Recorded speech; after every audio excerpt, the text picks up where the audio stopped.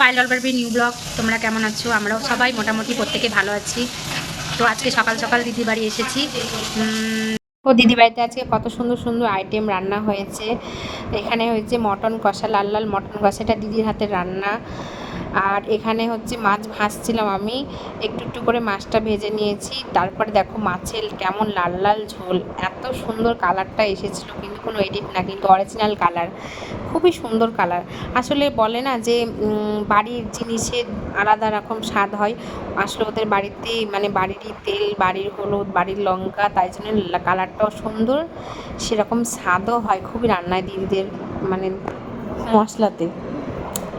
তো এখানে দেখো চিকেন রান্না হয়েছে, এখানে ফুলকপি আলু, আর এখানে হচ্ছে লাল শাক ভাজা, তারপরে করলা আলু ভাজা, এগুলোই রান্না হয়েছিল আজকে। আর ডাল, মসুর ডাল টমেটো দিয়ে, সেটাও কিন্তু বাড়িরই, প্রত্যেকটা জিনিসই দিদিদের বাড়িতেই আনে। তো আজকে কেমন লাগলো তোমরা সবাই বলবে।